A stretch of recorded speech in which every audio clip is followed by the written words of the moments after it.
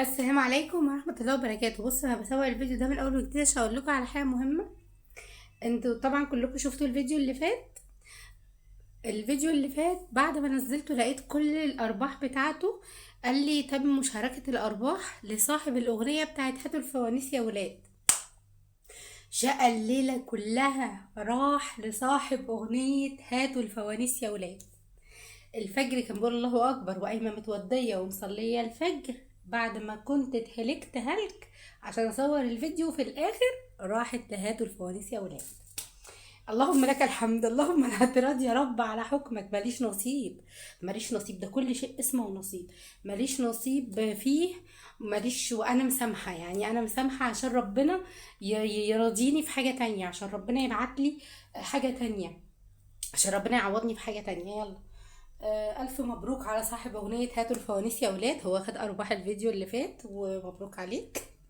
وعشان خاطري بالله عليكم عوضوني في الفيديو ده، حطوا لايك على الفيديو ده علشان يعوض شوية الفيديو اللي فات اللي هيأثر جامد جامد، لأن أنا بحاول جاهدة إن أنا أقفل الشهر وما اقعدش بقى الشهر ما يكملش معايا واقعد ما اقبضش والكلام ده كله. يعني انا بحاول والله يا جماعه، رغم كل الدوامه اللي انا بلف فيها كده. المهم بقى، تعالوا النهارده نشارككم ديكورات وزينة رمضان 2026. ترارا. بجد ان شاء الله الافكار كلها هتعجبكم، وهعمل ديكور حلو قوي، وباذن الله باذن الله باذن الله تنبسطوا بيه معايا وتعيشوا اجواء جميله جميله جميله. خليني بقى اوريكم. ابدا منين؟ ابدا بالفانوس. النهارده المره دي بقى الزينه مختلفه، ما فيهاش تعليق زينه في الشقه، وما فيهاش سايرن داير رايح جاي بقى والشرايط لا، احنا هنعمل ديكور مختلف. وعايزه هقول لكم على حاجه بقى في قلب الفيديو ان شاء الله باذن الله. انا عارفه ان كلكم هتخشوا تامنوا عليها حتى تاخدوا بالكم وتلاحظوا ان هي بقت منتشره جدا الايام ده. بس تعال اول كده اوريكم. اول حاجه فانوس رمضان. ايه رايكم؟ انا جايبه شويه حاجات حلوه والله، جميله جميله جميله ما شاء الله تبارك الله.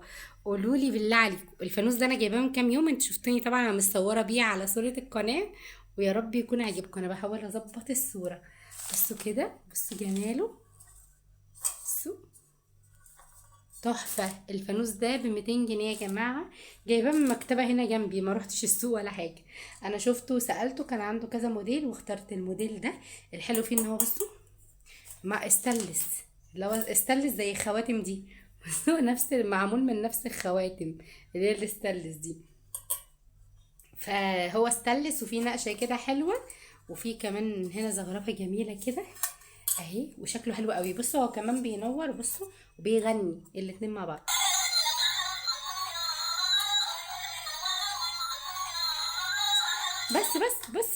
بس افتكرت.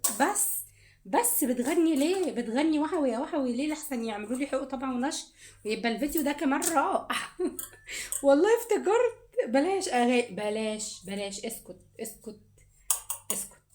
صاحبتك اللعنة اسكت. الحمد لله. الفانوس ده سعره 200 جنيه يا جماعة. لو انتوا شايفين سعره حلو قولوا لي، ان انا معرفش الصراحة. ادي اول حاجة. بصوا بقى، تعالوا اوريكم.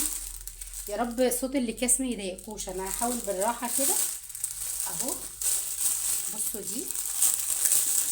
دي شبكه اللي هي بتاعه النجوم والحاجات دي اللي بتتعلق، عشان نعلقها في الصاله بعد ما نخلي الصاله ايه بقى، ونعمل ديكورات فيها جديده ونفرش فرش رمضان، نعمل حاجات حلوه. هنروح عاملين ايه بقى؟ هنروح مركبين الفرع ده. بصوا كده، تعالوا نشغل. بسم الله الرحمن الرحيم.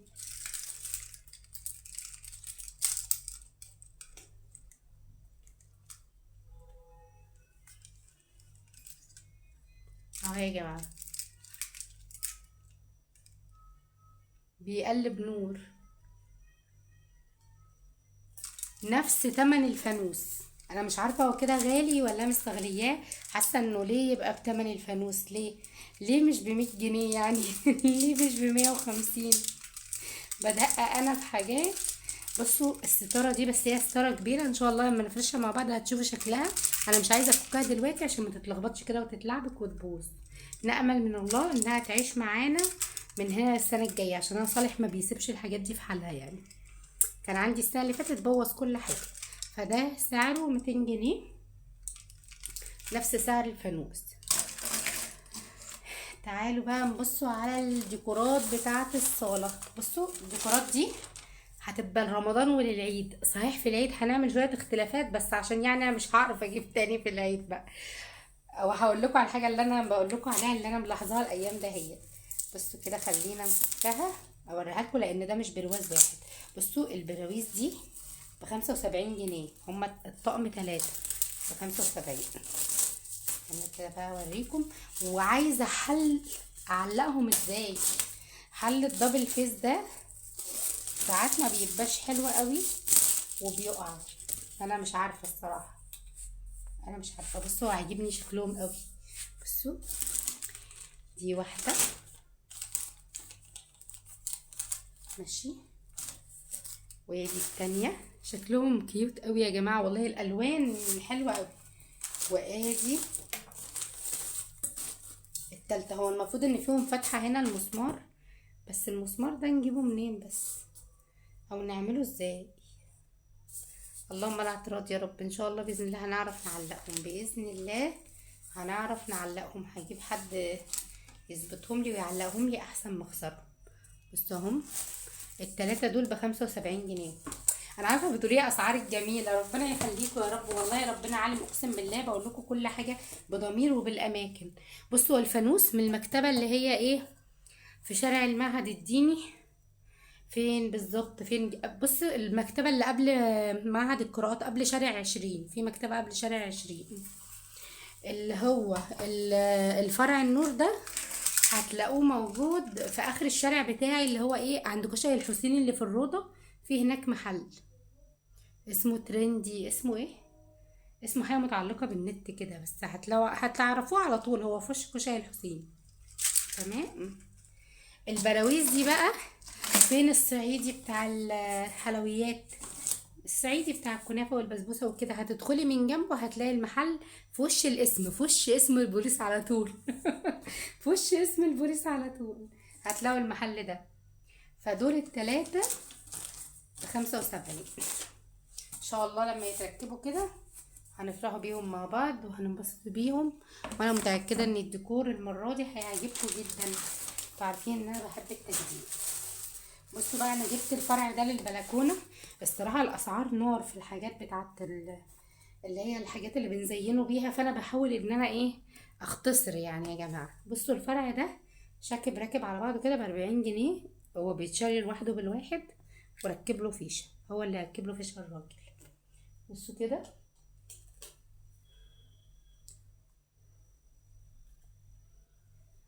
انا جايباه للبلكونه. هو جوه تل كده، تحس ان هو كانه لابس فستان فرح. بصوا اهو، انا جايباه عشان اعلقه في البلكونه. ولا علق من رايكم؟ في البلكونه. بيتهيألي ده انسب مكان ليه، عشان انا عايزه جوه الشقه ما يبقاش فيه ايه اللي هي الالوان دي. تمام. تعالوا بقى نبص على الكيس ده. في حاجه حلوه هتعجبكم جدا. بصوا الاول دي، ده متر مفرش للترابيزه بقى، اللي هي دي اللي هي جوه الترابيزه اللي هي بتاعت الصلي جوه اللي عند المطبخ. تمام. انا مرضتش اجيبه قماش عشان كان هيتبهدل بسرعه، لان الترابيزه دي ممكن نطبخ عليها وكده ونعمل عليها حاجات. ومرضتش اجيبه مليان الوان عشان انا عايزه الحاجه تبقى هاديه كده وحلوه. فانا جبته مشمع بس لونه ابيض وحلو. تمام. ده متر، المتر ب45 جنيه. بصوا المتر قد ايه ما شاء الله، هياخد الترابيزه كلها. استنوا كده تعالوا اوريهولكوا عملي. بسم الله.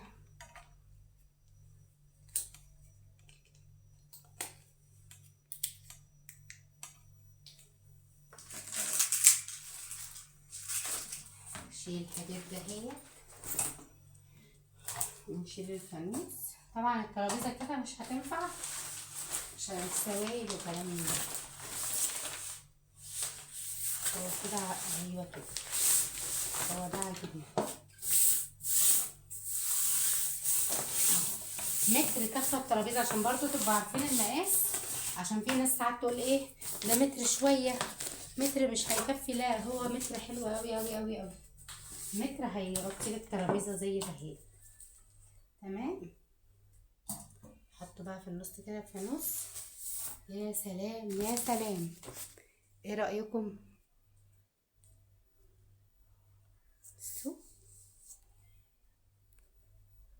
شكلها تحفه، والمفرش كمان حلو، ما يختلفش اي حاجه عن المفرش القماش، مناسب للوضع هنا. تمام. بصوا بقى بتاع السفرة الكبيرة، عشان احنا ان شاء الله هنرص مع بعض السفرة الكبيرة وهنعمل سفرة رمضان تجنن تجنن، عشان اختي وحبيبتي ربنا يخليها لي يا رب، يعني شرط عليا بشوية حاجات كده ان شاء الله، يعني بجد هتعجبكم. بصوا بقى ده مفرش مكرمية، شايفين المفرش ده يا جماعة ب170 جنيه اهو. رانر للسفرة، رانر بطول السفرة. ان شاء الله بقى تشوفوا الفرش عشان ما احرقش كل حاجة، عارفين ان انا بحب ايه اوريكم، بس عشان ما احرقش كل حاجة. من عند نفس الراجل اللي انا جايبه من عنده البراويز اللي هو جنب الصعيدي اهو. بصوا كده، حبيبة قلب ام ناصر والله قالت لي بصي اعملي جو كده واستخدمي السفرة بتاعتك وحطي عليها بقى ايه، نعمل فيها شوية كسترات تجنن، وهنعمل كمان مفرش من الخيش حلو قوي. شفت فكرته الصراحة، مش انا مش تفكير يعني، مش انا اللي جايباها، بس شفت فكرته كده عند قناة عاملاه، هعمله انا كمان، هيبقى مناسب لجو رمضان الخيش قوي، والمكرمية كمان مناسبة قوي لجو رمضان وحلوة وتليق في كل وقت. فده ب170. الحاجات دي انا جايباها على كذا يوم مش على يوم واحد، بس في نفس الاسبوع ده يعني.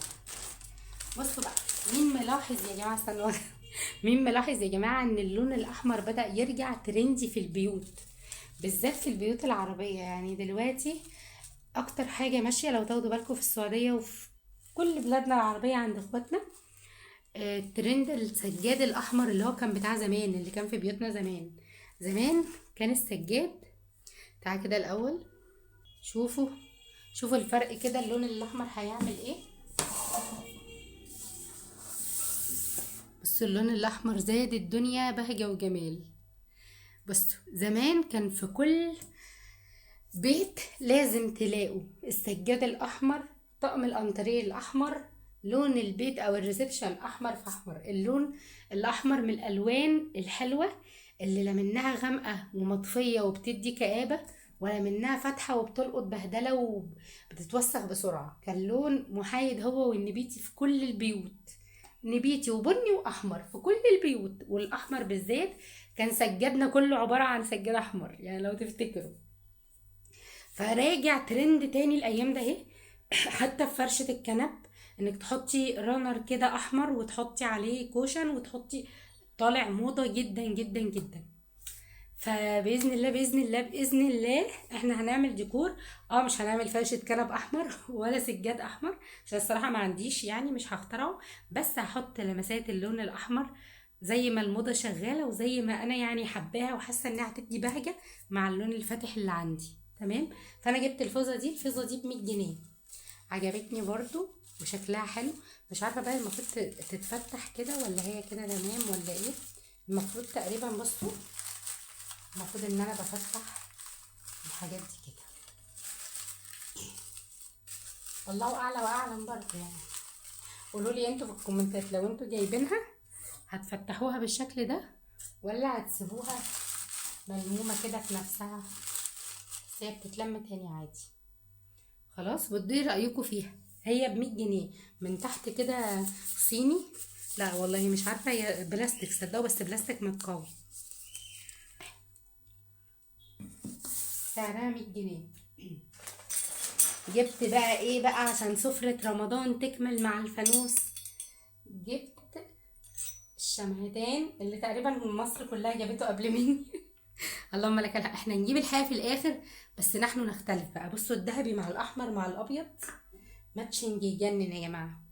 بيقول رمضان جه، الحاجات دي لما تتعمل في الصالة مع ديكور ان شاء الله ان شاء الله هتعجبكم ان شاء الله اعملها لكم يعني يوم الجمعه اكون فرشه ومفنشه، علشان اللي عايز يعمل حاجه من الجمعه ليوم الاربعاء يعرف. يعني انا في البدري اهو خالص، لان اغلب الناس بتفرش قبل رمضان بيومين، او حتى لو فرشتي ممكن تنزلي تزودي التاتش ده بس وخلاص، يعني مش هتعملي حاجه تانية. فده سعره 125 جنيه، الحمد لله اشتريته لما رخص. سعره 125 جنيه، 3 قطع. الشمعدان ده هيبقى على سفرة رمضان مع الفانوس، بصوا يجنن، مع كمان المفرش المكرمية، هيبقى ايه تحفة تحفة تحفة. ان شاء الله بإذن الله استنوا الفيديو هيعجبكم جدا، واتمنى ان تكون الحاجات عجبتكم وذوقها عجبكم. ان شاء الله اعمل حاجة او اطلع حاجة كده تبقى حلوة ومبهجة وبأبسط حاجة. والله انا قلت لكم على كل الاسعار اهو، الحاجات اللي انا جمعتها، وان شاء الله هنبدأ شغل من النهاردة، وباذن الله انزل لكم كل حاجه على طول. مع الف سلامه حبايب قلبي، ويعني استنوني في الفيديو بتاع بكره ان شاء الله. ابدا ان انا انقل في الصاله وانفض تنفيضه عميقه كويسه كده محترمه، ونرص مع بعض كل حاجه، ونفرح بكل الايام اللي جايه مع بعض. مع الف سلامه. ومش مهم بقى الفيديو اللي راح، ربنا يريح بالي من ناحيته، اللهم لك الحمد. انا راضيه ومبسوطه ومش زعلانه ابدا. ومع الف سلامه.